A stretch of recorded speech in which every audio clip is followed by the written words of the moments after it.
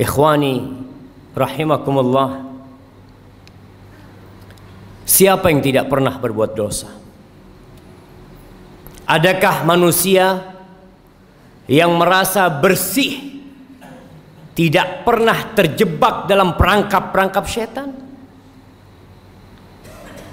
Ana rasa semua pernah melakukan dosa. Allah perintahkan kepada kita, wa tubu ilallahi jami'an ayyuhal mu'minun. Bertobatlah kalian semuanya, wahai orang-orang yang beriman, la'allakum tuflihun. Secara kasat mata kita, keluarga kita, masyarakat di kampung kita, mereka tenggelam dalam comberan-comberan dosa, tapi sebagian tidak merasa melakukan dosa. Jamaah, ada sebuah dosa yang lebih dahsyat daripada berzina. Kalau orang tua mendapati anaknya berzina, maka ana yakin dia akan melakukan tindakan yang sangat keras sekali. Lebih dahsyat daripada mencuri, daripada narkoba, daripada merampok. Tapi banyak di antara kita merasa itu suatu hal yang remeh. Dosa apa? Dosa meninggalkan sholat.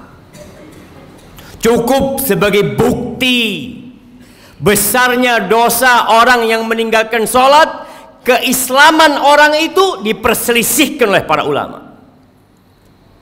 Seorang menculik muslim mungkin, minum khamr mungkin, tapi muslim gak sholat diperselisihkan keislamannya.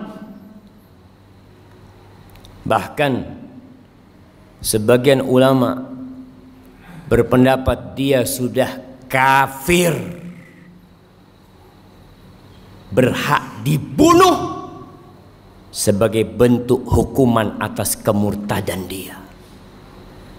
Rasulullah sallallahu alaihi wasallam, beliau mengatakan, al-ahdul ladzi bainana wa bainahum as-salah faman tarakaha faqad kafar. Yang membedakan kita sama mereka tuh, sama orang kafir itu salat. Maka siapa meninggalkan salat, dia telah kafir.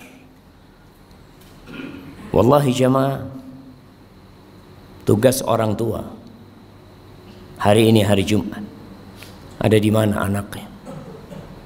Kemana mereka? Apakah sudah orang tua mendidik anaknya untuk mendirikan sholat? Allah Jalla Jalaluh mengatakan, wa'mur ahlaka bis salati wastabir 'alaiha. Suruh keluargamu sholat, suruh istrimu, anakmu sholat, dan sabar ketika engkau menyuruh mereka sholat. Penghuni neraka ketika ditanya, masalakakum fi saqar, apa yang menyebabkan kalian berada di neraka Saqar? Apa jawab mereka? Lam naku minal musallin. Kita bukan termasuk orang-orang yang mendirikan sholat. Sholat ini rukun Islam yang kedua, tiangnya agama, diwajibkan dengan cara yang sangat spesial. Allah mewajibkan sholat kepada kita tidak melalui Jibril kemudian disampaikan kepada Nabi Muhammad SAW. Nabi sendiri berangkat menuju ke langit yang paling tinggi dan menerima perintah sholat. Lalu sebagian kita meremehkan sholat yang 5 waktu, merasa udah jadi orang baik karena dia tidak berzina, dia tidak main judi, dia tidak minum khamr, tapi dia tidak sholat. Istrinya nggak sholat, anaknya nggak sholat, dia biarkan semua itu. Ahibati fillah, berapa banyak orang yang keluar rumah jalan kaki, naik motor, pulang sudah ditandu. Berapa banyak di antara kita yang ketika mau keluar rumah dia pasang kancingnya sendiri. Kemudian sampai rumah yang membukakan kancingnya orang yang memandikan jenazahnya. Sampai kapan kita akan melakukan kemaksiatan ini? Melihat kemungkaran ini terjadi. Allah membuka pintu tobatnya lebar-lebar. Allah mengatakan walaisatit taubatu lilladzina ya'maluna as-sayyi'at hatta idza hadara ahadahumul maut qala inni tubtul an. Tobat itu tidak diberikan kepada pelaku-pelaku kemaksiatan yang nunggu datangnya ajal. Ketika datang kematian kepadanya, inni tubtul an, sekarang aku tobat. Nggak ada. Wallahi jamaah, kita hanya punya kesempatan satu kali dalam kehidupan ini.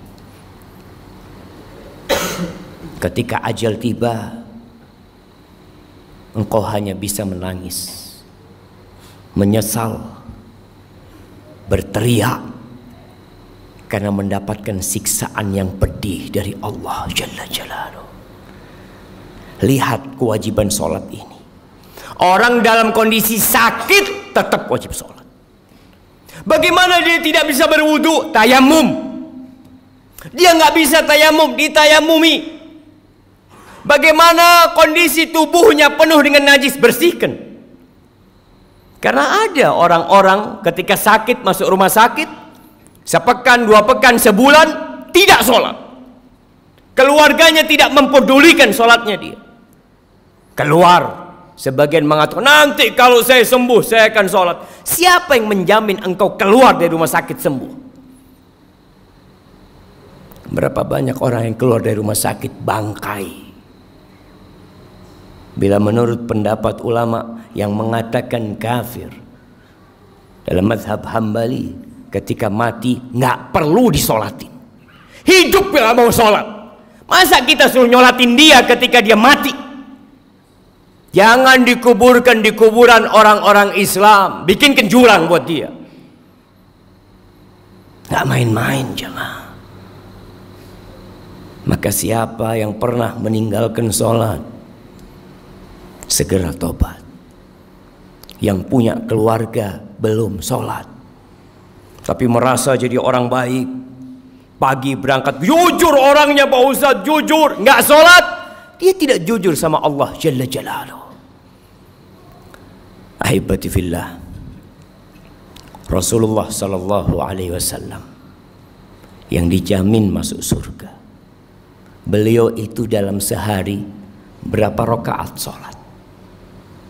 Yang wajib 17 rakaat, ditambah lagi 11 rakaat sholat tahajud beliau, ditambah lagi 12 rakaat sholat rawatib beliau, 40 rakaat jamaah.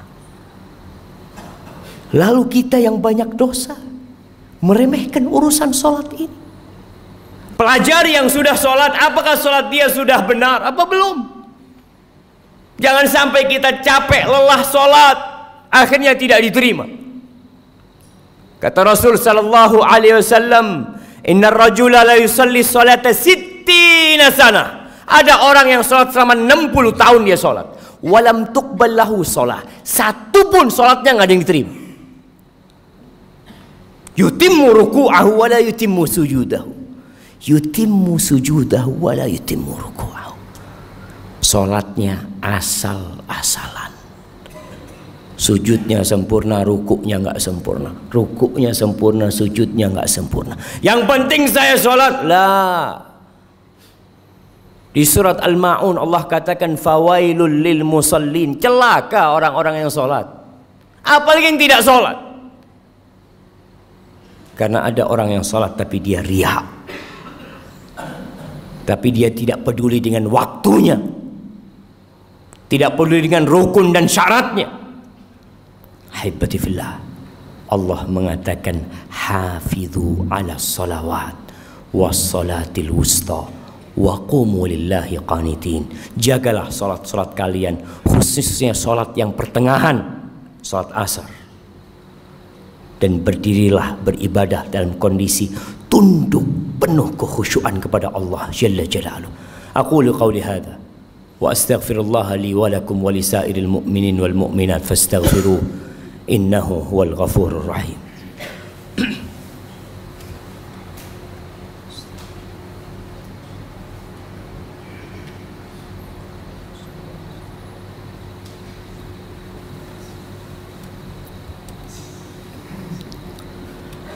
Alhamdulillahi Rabbil Alamin wa bihi nasta'in ala umuri dunya wad din wassalatu wassalamu ala sayyidil mursalin wa imamil muttaqin qaidil ghurril muhajjalin sayyidina wa maulana Muhammadin wa ala alihi wa ashabihi ajma'in.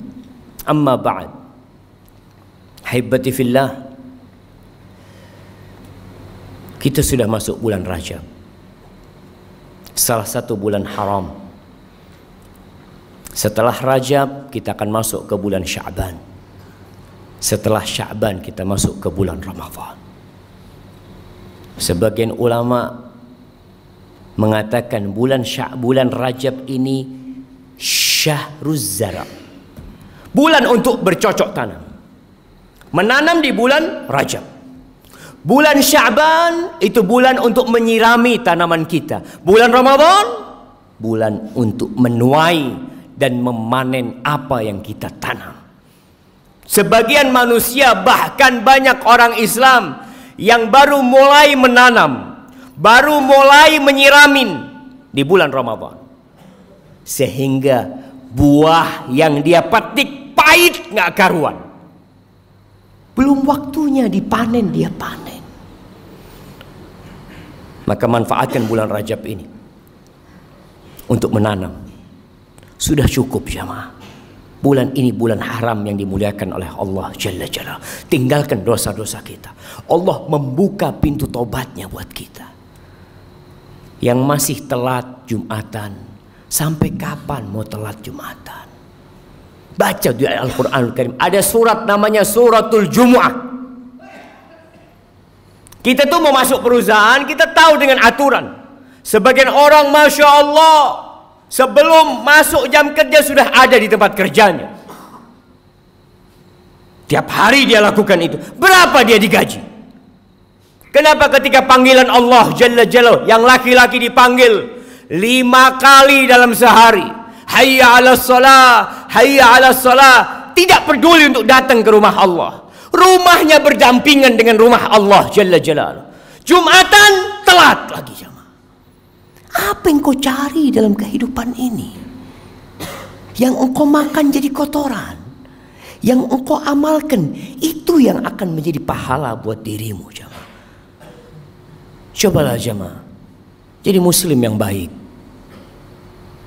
Lihat, yang sudah berumur perlu dia mengkoreksi dirinya.